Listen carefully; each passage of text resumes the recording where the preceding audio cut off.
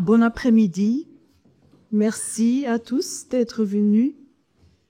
Merci à Boris et Axel Vervoort de nous accueillir dans un si beau cadre. Merci à Michel Mou. Merci à Cathy, et à Boris, et à Axel, et à tous les amis qui sont présents, que je ne vois pas parce que mon nez se molle dans les yeux, mais on faut voir.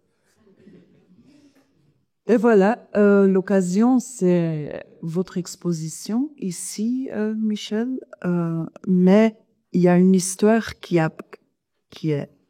s'est dévoilée avant cette exposition.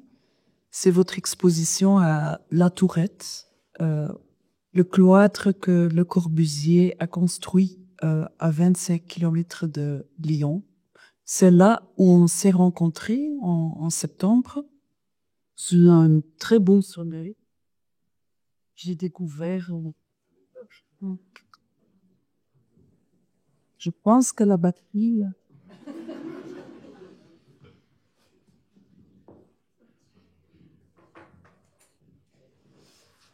Donc c'est là qu'on s'est rencontrés, hein, sous un très beau soleil, et où j'ai vu votre très belle exposition. Il y a un livre d'ailleurs, Michel Mouffe chez Le Corbusier.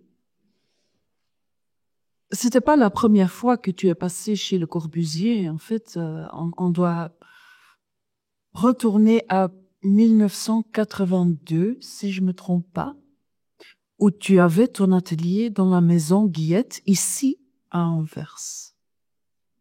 La seule maison qui reste, construction de Le Corbusier. Et c'est là que tout a commencé, en fait. Oui, c'est un peu comme ça que ça s'est passé. J'ai eu cette chance en sortant de Saint-Luc, chez Nicolas à Bruxelles, où j'avais fait la peinture, d'avoir un ami qui s'appelle Marc Ottermans, qui par amour de l'architecture et par amour du Corbusier, avait pu louer cette maison pour un loyer très petit, très ridicule, et qui, à son grand regret, ne pouvait pas habiter la maison parce que il avait lui-même une maison avec des poules, des chiens, des chats, et je ne sais pas tout quoi, et un atelier à Bruxelles, et donc il ne pouvait y passer que la nuit du samedi au dimanche. Et moi, comme jeune artiste, évidemment, je n'avais pas un franc et pas vraiment d'atelier. Donc j'ai eu cette chance de recevoir cette maison à prêter pendant 1 an et demi, où j'ai travaillé pendant la nuit seul, sans voir personne, et où j'ai fait ma première exposition en fait professionnelle. Et ça a été une chance immense parce que je ne connaissais rien du Corbusier, je ne connaissais pas grand-chose à l'architecture, etc. Mais j'ai quand même le souvenir d'avoir ouvert la porte d'entrée et de voir cet escalier qui montait jusqu'au second étage d'une traite, avec une fenêtre tout au bout qui était comme une espèce d'illumination et de grande révélation. Et puis de passer cette année et demie à travailler là-dedans, ça m'a permis en fait de vivre une architecture apparemment très simple, mais qui montre dans chaque détail un soin inouï, une attention extrêmement particulière à la lumière, une attention extrêmement particulière au déplacement, comment on se déplace dans l'architecture. Et d'ailleurs, j'ai appris beaucoup plus tard que Le Corbusier disait qu'une architecture, ça se marche. Ça se marche. Et il a absolument raison. Ça a été une vraie révélation, et ça a été plus que ça, parce que grâce à lui, je me suis rentré dans toute cette idée de la proportion de l'être humain et de sa grandeur, et de comment on peut créer une harmonie à partir de ce qu'on est, nous, vraiment, un homme moyen, d'un mètre 70, d'un mètre 80, de grandeur. Et comment on pouvait établir cette harmonie que lui-même révélait et qui était basée sur toute l'histoire qui vient, en fait, depuis l'Antiquité, qui existe déjà dans le Parthénon, et qui nous est finalement assez indissociable et qui, beaucoup plus que un système ou des calculs, a quelque chose de profondément ancré dans l'humain et qui atteint, quand elle est bien exercée, un niveau, j'oserais dire, quasi mystique. Voilà. Oui, c'est très bien que tu dis ça. En fait, hier, j'ai parlé avec Luc Deleu, hein, architecte, artiste, qui est un grand admirateur de Le Corbusier aussi. D'ailleurs, c'est lui qui a restauré aussi la maison Guillette en 2016, je pense. Et donc, il me disait, l'architecture de Le Corbusier, en fait, c'est spirituel. Et est-ce que tu as vécu cette spiritualité? Parce que quand je regarde au titre ou les œuvres que tu as fait là, il y en a deux qui font un peu rapport aussi. Je pense à Alphabet, qui est une sorte d'échelle de Jacob, hein, qui fait le lien entre Dieu et la terre, si je pourrais dire. Euh, Tu as aussi fait une sorte de chemin de croisage. Oui, tu as raison de souligner ça. Alors, c'était une des choses extrêmement étonnantes et qui se passe aussi au couvent de la Tourette, mais que j'avais découvert déjà dans la maison Guillette, et spécialement dans l'atelier qui est donc la maison Guillette a été construite d'abord par un peintre qui s'appelle René Guillette, qui était professeur de couleur et de peinture à la Cambre, à Bruxelles. Et cet atelier avait une verrière immense qui donnait sur tout le ring d'Anvers. On voyait la traînée des phares la nuit qui passaient au loin, etc. Et il y a une chose que j'ai assez vite compris, c'est que le regard qu'on jetait dehors, à travers la verrière, ou quand j'étais sur la mezzanine de l'atelier qui donnait sur le toit terrasse, en fait, tout ce regard extérieur le ramenait constamment à moi, comme si ce n'était pas un paysage que je voyais, ou si quand je voyais le paysage, ça me faisait l'effet d'un miroir, comme si ça me replongeait dans un monde extrêmement intérieur et spirituel, vraiment spirituel. Donc Luc Deleu, puisque tu le mentionnes, a absolument raison. Il y a quelque chose de très particulier, de très profond dans cette architecture que j'ai pas compris tout de suite dans les premières semaines, mais à force évidemment d'y passer des mois et de travailler là, ça fait aimer chaque fois plus fort et c'était une chance inouïe de rentrer dans un monde aussi pensif, aussi réflexif, où les projets s'établissaient non plus en fonction d'un monde extérieur, mais en fonction d'une réflexion profonde et intérieure. Donc oui, ça j'ai vécu très très fort là, et j'ai retrouvé cette même force de l'architecture et au couvent de la Tourette, parce que le couvent de la Tourette quand même offre des paysages très grands. Je pense au réfectoire que nous avons mangé ensemble, qui se déroule à travers une verrière immense sur un paysage. Et où finalement, cette vision du paysage nous ramène tout le temps à nous-mêmes et à une espèce de réflexion sur ce qu'est l'être humain, et peut-être plus que sur l'être humain, sur moi en tant que peintre en train d'interpréter une vision particulière. Alors oui, l'échelle de Jacob, c'était une de mes premières œuvres que j'ai exposées dans l'atelier d'ailleurs de Guillette, à côté de l'escalier, qui montait sur la mezzanine, et qui était pour moi comme un travail qui disait ce que j'allais travailler dans le futur. Comme le chemin de croix que j'y avais fait, qui était à la fois une manière de parler d'où je partais, par où j'allais commencer, et je commençais avec les gens qui m'ont plus frappé, qui m'ont le plus touché dans l'histoire de l'art à l'époque quasi contemporaine. Et il s'agissait bien sûr de faire allusion au chemin de croix de Barnett Newman. Mais aussi de revendiquer comme une espèce de filiation ou de salutation à mes pères que sont Newman, Rothko et Ad Reinhardt, ceux qu'on appelle les expressionnistes abstraits et qui ont été souvent dénommés par la critique comme la trilogie du Saint-Esprit. Donc, on ne va pas quitter le domaine religieux.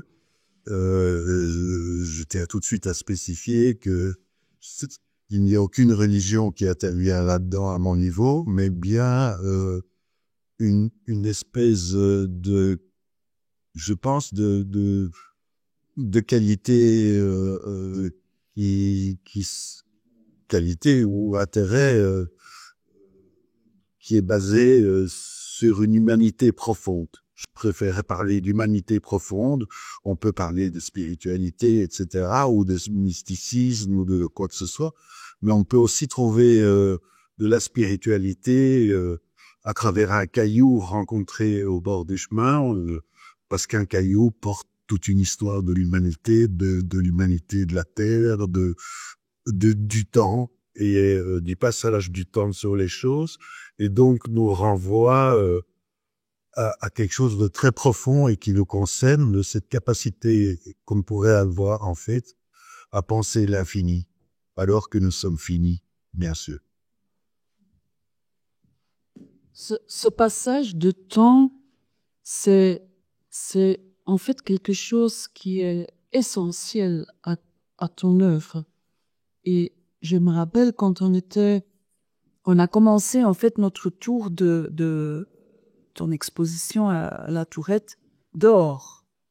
Je me rappelle qu'on était en train de regarder le bâtiment et surtout les grands défauts qui se marquent dans ce bâtiment, dans le béton que Le Corbusier utilise.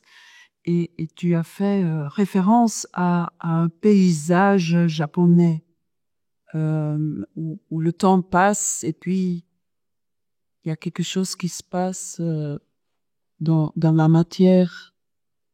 Et c'est comme ça que tu approches aussi la peinture. Oui, alors tu fais référence au mur de l'église du couvent. Et c'est vrai qu'il y a à un certain niveau du béton, qui est, bon, alors il faut rappeler, peut-être pour ceux qui ne connaissent pas le mot, mais qu'on appelle ça une architecture brutaliste, parce elle est faite essentiellement en béton et de béton coffré avec des planches et qui laisse apparaître d'ailleurs les veines du bois, la texture du bois. Et effectivement, sur un des murs de l'église, il y avait une sorte de malfaçon où le bois s'était mal imprimé, le béton a un peu coulé, et ça faisait presque paraître ce mur à cet endroit comme des buissons, des arbres, et puis un vide, et puis le ciel qu'il y avait au-dessus, une sorte de paysage comme ça, que Le Corbusier d'ailleurs a accepté tout de suite comme une espèce d'évidence, de la matière qui glissait dans un mal-faire, mais qui glissait de ce mal-faire à un savoir-voir. Comment est-ce qu'on peut voir, comment est-ce qu'on peut interpréter, et comment est-ce que tout d'un coup se rencontre ce moment magique qui est donné par la vision. Alors, effectivement, monsieur a pas lui dire, mais moi je ne suis enfin pas moi, ma peinture s'est toujours concentrée sur ce qu'était la vision, ce qu'elle représentait, comment on le voit et comment on peut travailler cette vision à travers tous ces aspects. Et voilà ce que donnait à voir le couvent de l'extérieur. Et c'est vrai que je me souviens qu'on en a parlé pendant un bon moment, parce que je pense que la peinture est d'abord cette histoire-là qui est mise en scène, et comment cette mise en scène de la vision peut nous transporter dans des sentiments que je dirais euh, plus supérieurs, mais qui ne sont pas supérieurs en quoi que ce soit, qui sont juste plus accrochés à l'humain, plus accrochés à notre humanité, ou à la beauté de ce qu'est notre humanité. En fait, c'est 2 fois des marques qui t'ont emmené chez Le Corbusier. Marc Ottermans et puis le frère Marc Chauveau, qui est un des frères dominicains, qui est responsable, en fait, la programmation d'exposition dans la Tourette. C'était pas vraiment une coïncidence qu'il est tombé, ou aussi, qu'il est tombé sur ton œuvre là. Parce que il a invité avant des grands comme Anish Kapoor, Anselm Kiefer est passé là, les fans aussi. Et donc, il a vu ton œuvre grâce à un ami à vous, et puis il vous a invité à la Tourette. Oui. Qu'est-ce que tu pensais quand tu as reçu cette invitation?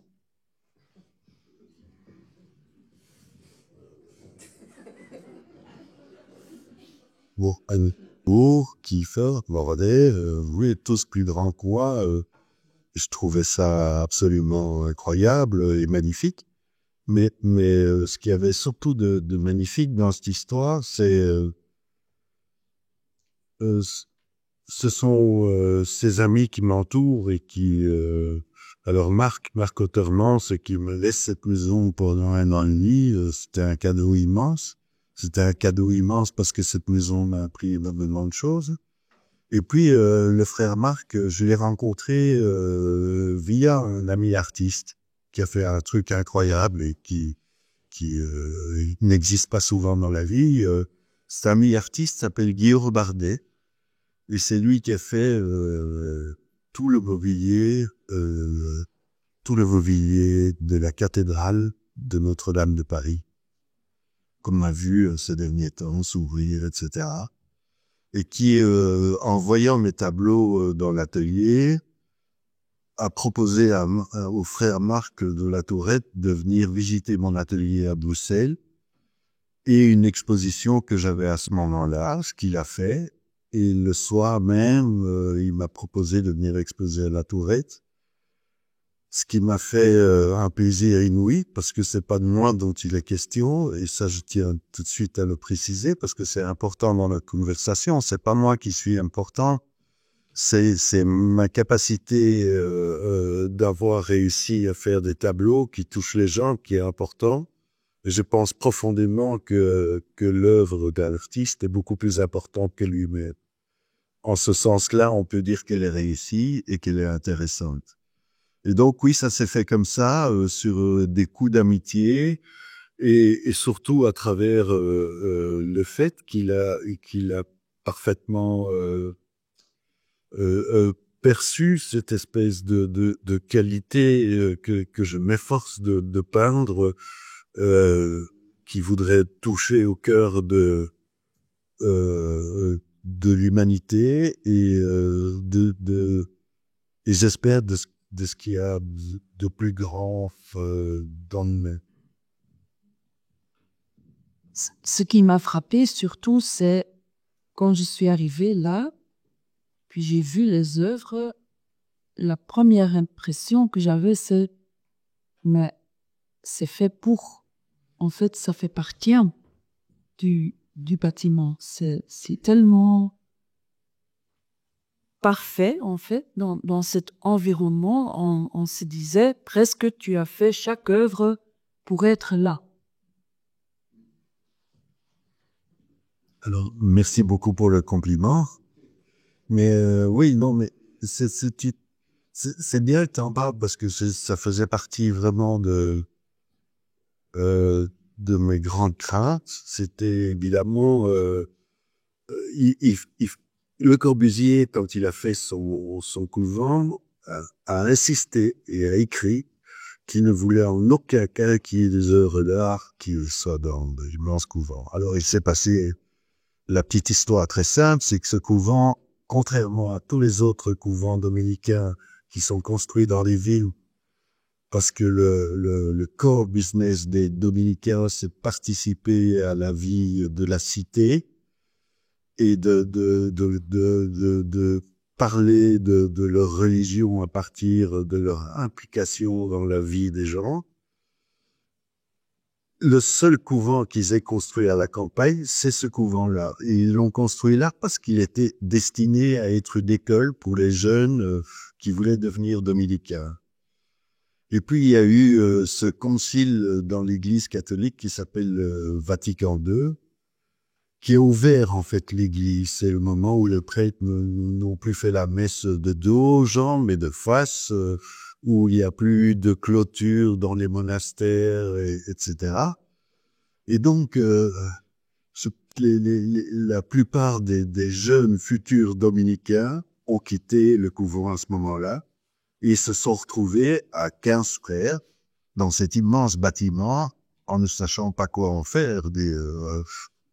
Et c'est il faut souligner quand même que Le Corbusier, c'est absolument le plus grand architecte du XXe siècle, mais au niveau de la construction, c'est absolument lamentable, quoi. Ça coule de tous les côtés, les bétons se fendent, enfin c'est une vraie sinécure pour essayer de maintenir ce bâtiment, à tel point qu'on se disait avec le frère Marc, peut-être que dans 50 ans, ils vont créer une grande cloche autour du bâtiment pour essayer très grande pour essayer de le préserver, parce que tous les 10 ans, il faut refaire plein de choses.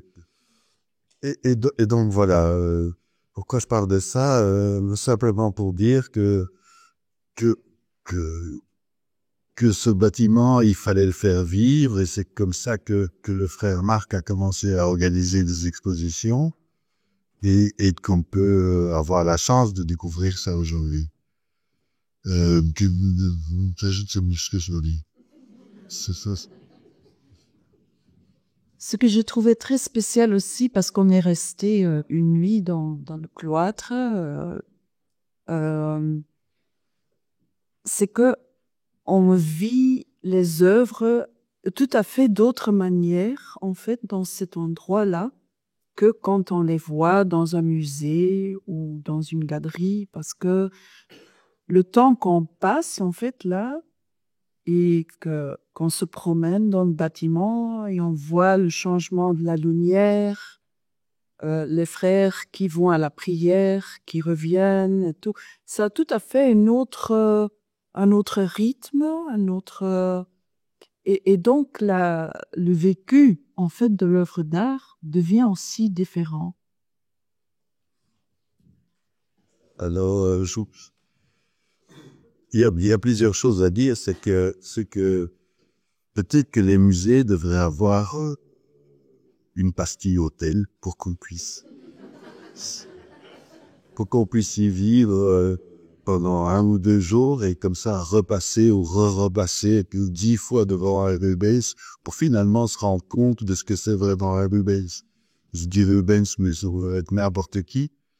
Et donc ça, je pense que c'est une immense chance et c'est spécialement une chance en ce qui concerne mon travail, parce que tout est fait dans ce travail sur le déplacement qu'on peut avoir par rapport à la peinture et sur les qualités de la lumière.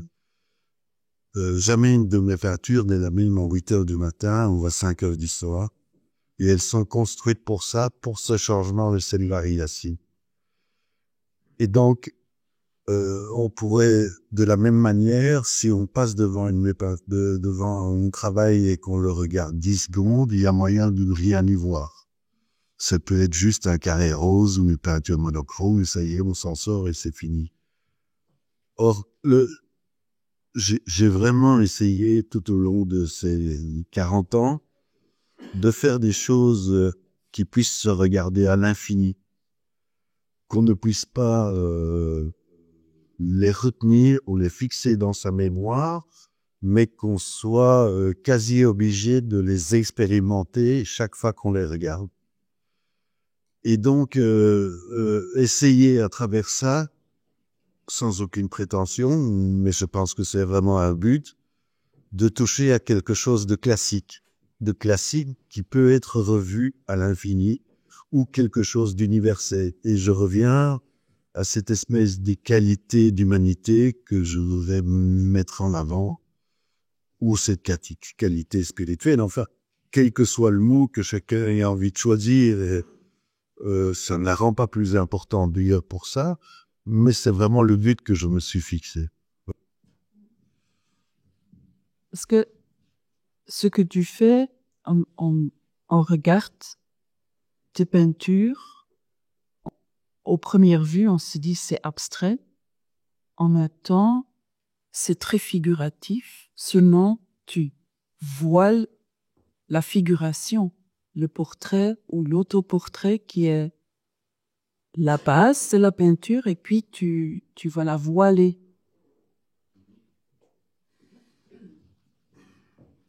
Alors, plusieurs choses à dire. D'abord, je crois que une grande partie de mon travail est purement abstrait, mais purement abstrait, c'est-à-dire il n'y a pas d'éléments figuratifs. Par contre, j'ai toujours voulu donner à chacune des peintures une charge importante, une charge émotionnelle importante. Et il est arrivé un moment où, voulant toujours affirmer la présence de cette peinture, je me suis dit, mais si tu veux vraiment marquer la présence, eh bien, montre la présence, et la meilleure présence pour un être humain, c'est l'être humain. Donc, fais des figures. Fais des figures, mais fais-les dans ton champ d'investigation, qui est ce genre de peinture que je fais, qui est une peinture qui a à voir avec l'objet, qui se mêle d'architecture, qui se mêle de proportions, qui fait attention à ses conditions d'accrochage. Et il s'est passé une petite histoire assez forte. C'est que, vivant en partie sur une île à Formentera, qui est une île des Baléares, et comme j'y ai des amis depuis très longtemps, un de mes amis un jour me raconte l'histoire de sa famille. Et l'histoire de sa famille est liée profondément à la guerre civile d'Espagne, parce qu'il a perdu deux grands-oncles qui ont été fusillés. L'un avait 19 ans et l'autre 22 ans par les milices de Franco. Évidemment, moi qui vis sur une île à 50 mètres de la falaise, avec le soleil qu'on peut s'imaginer et la beauté de la nature brute et puissante, il y a une espèce de choc conceptuel entre le fait que sur une petite île et dans tant de beauté on puisse se massacrer. Et puis à côté, en même temps, c'était il y a pas longtemps, c'était il y a quelques années, se lève de tous les côtés du monde une nouvelle vague d'autoritarisme, de dictature, que ça vienne de Hongrie, que ce soit Poutine avec la Crimée, etc. Et une espèce de nouveau danger pour la démocratie qu'on n'arrête pas de voir partout. Et il me parle de ces oncles qui ont été fusillés. Et je me dis, ben voilà, toi qui veux toujours parler de présence dans tes tableaux, de charge d'une espèce de puissance qu'elle devrait contenir, c'est l'occasion peut-être d'oser faire ce que il est interdit pour un peintre abstrait, c'est-à-dire de mettre de la figuration dans la peinture. Et pourquoi pas, c'est ce chemin-là que je vais emprunter. Et du coup, je me suis documenté sur les gens qui étaient morts dans cette île que j'habite. J'ai réuni des photographies anciennes et j'ai voulu en faire une série que que que j'ai montrée dans une première exposition. Et puis dans une suivante, la première exposition s'appelait À la Cinco de la Tarde, ça veut dire à 5 heures du soir, et qui est ce poème de Federico García Lorca, et qui sonne comme une cloche. À la Cinco de la Tarde, mataran, à la Cinco de la Tarde, etc. Et j'ai voulu en faire au-delà de l'histoire politique, une histoire de cette présence affirmée et qui ne soit évidemment pas une histoire morbide ou qui joue sur ce code politique, parce que ça c'est, on ne peint pas pour faire de la politique, on peint pour faire de la peinture. On ne peint pas pour un pourquoi, mais on peint pour un comment peindre. Et c'est ce que j'ai voulu faire avec ça. Et donc, ça a donné un certain nombre de tableaux colorés. Donc, il y a un exemple ici dans l'exposition et que j'ai exposé aussi au couvent de la Tourette dans une série qui descendait vers l'église et qui avait dans cet endroit-là une qualité d'émotion que je trouvais assez juste. Voilà. Presque tout. On a presque tout dit. En fait, on parle de la très belle peinture bleue, en fait, qui fait l'entrée de l'exposition ici, hein. Maria Serra Riera, c'est la femme qui est... C'est pas une femme, c'est un homme. Ah, c'est un homme? C'est un homme parce que les hommes peuvent s'appeler Maria aussi. Ça va, j'apprends.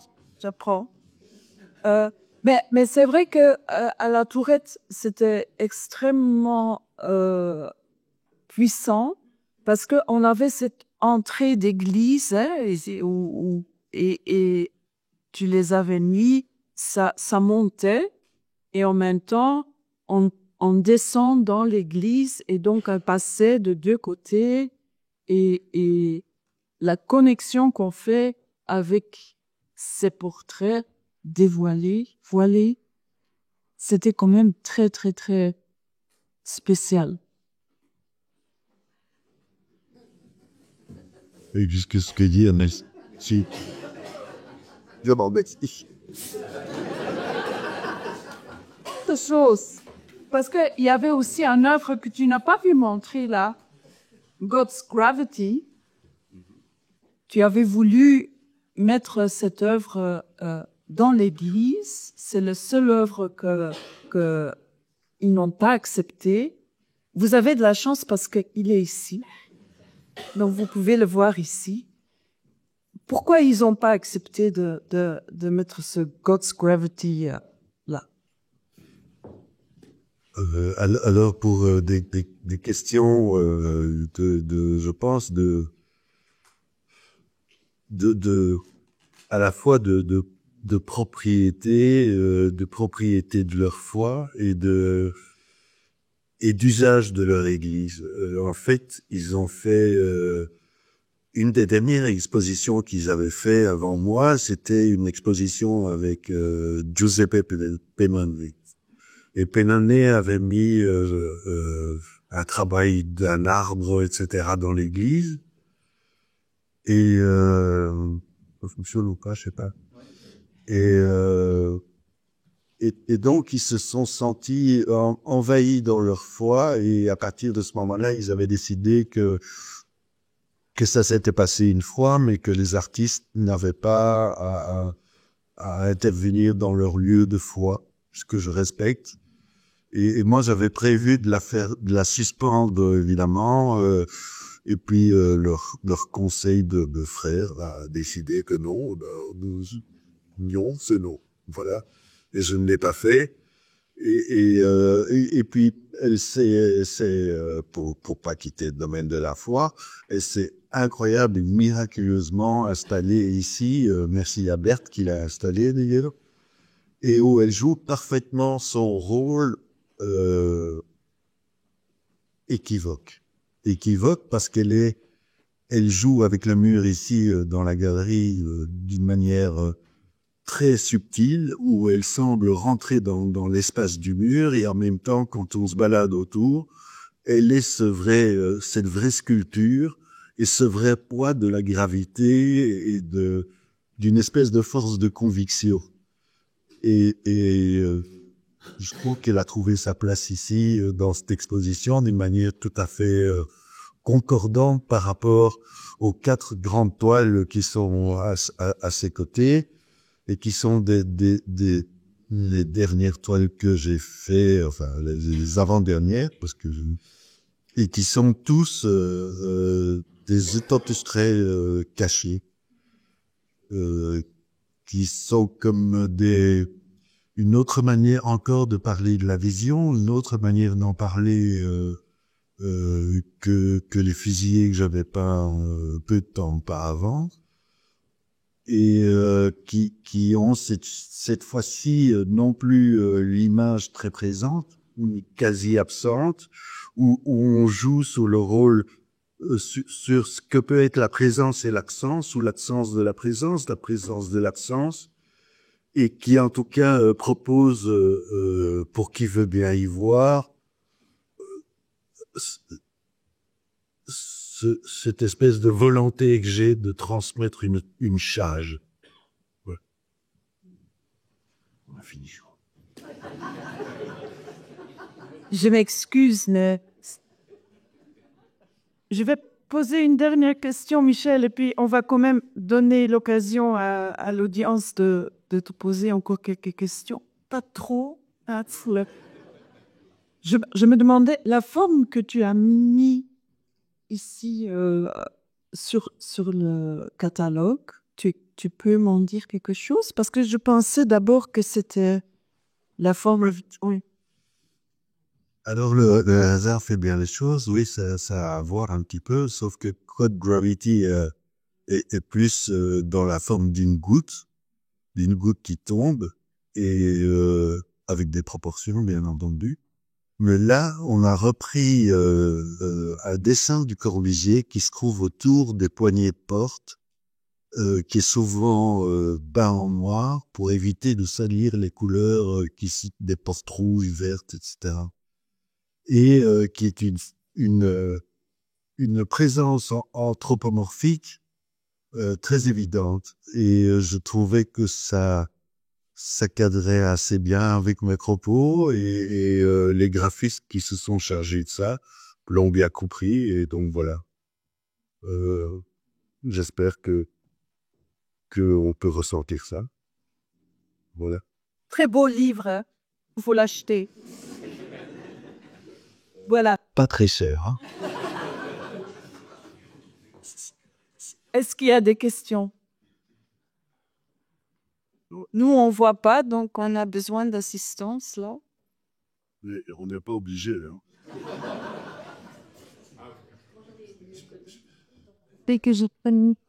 Est-ce que au couvent, il y avait une magnifique toile dans le réfectoire qui était nuage, je pense, entre la mêle, les nuages, le gris, etc. Je ne l'ai pas bu ici, peut-être que j'ai pas encore le temps de faire tout le tour, donc pourrait que... et est-ce que, enfin, en même temps, je la trouve très différente de ce que vous allez, enfin, de ce que vous faites d'habitude, dans cette peut-être plus figurative, presque. Et donc voilà, je me dis juste vous demander. Alors, oui, je l'ai peut-être pas dit assez précisément, mais chaque fois que je fais une série de peintures, chaque série s'attache à élucider à parler d'une manière de voir, donc de la vision. La vision, vous avez compris, est au cœur de mon travail. Et dans le cas de cette série qui s'appelle Nebel, ce qui veut dire brouillard, il était question de faire d'aller tout à fait à l'opposé de ce que je fais normalement, C'est-à-dire non pas travailler la profondeur dans l'épaisseur des couches et la stratification et l'accumulation des couleurs, mais d'oser aller par le chemin contraire. Construire des châssis et des toiles avec les formes de métal qui leur donnent son caractère d'objet, et réussir, si c'est possible, à créer un espace allusif, comme vous dites un paysage, avec une ou deux couches de couleurs. Voilà, ça c'était le but de cette série-là. Et c'était donc quasi un acte japonisant, si je parviens à m'exprimer de cette manière-là.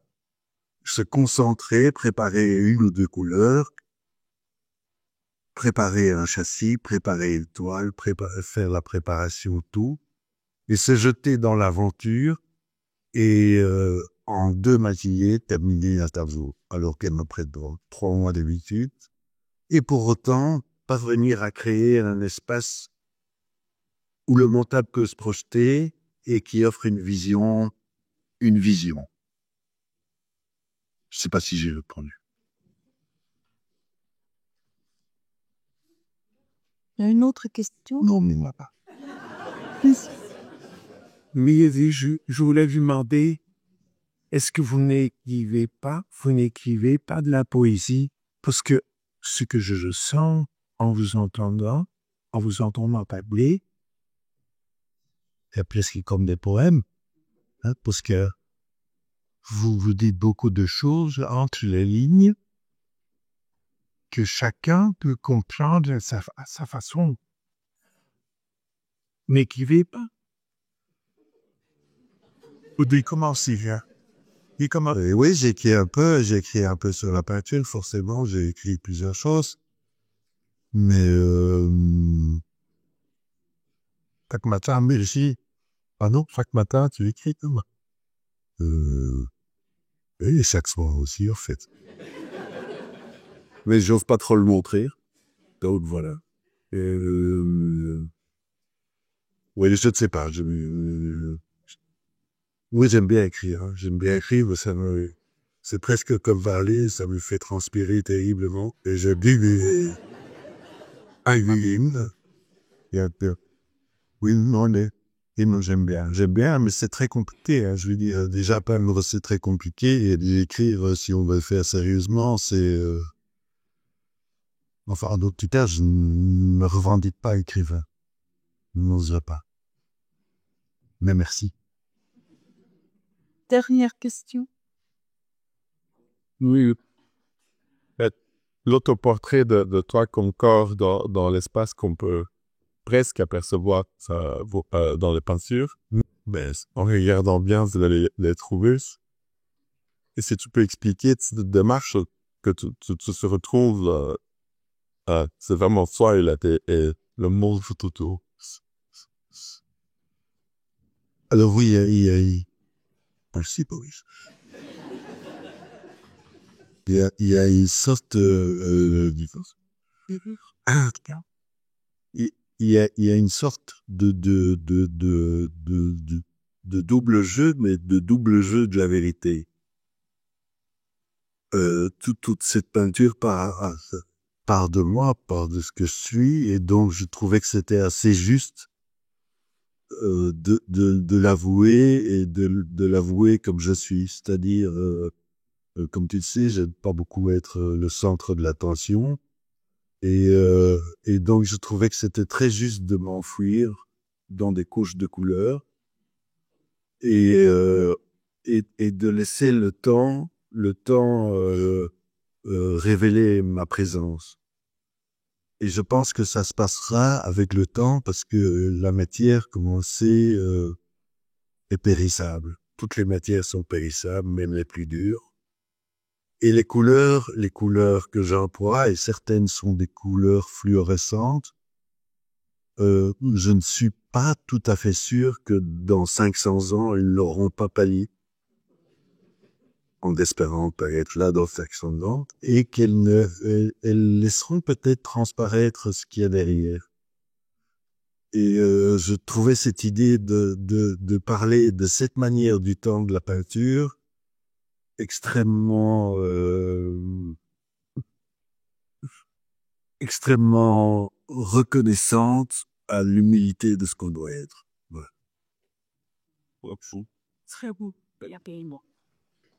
Je pense que là,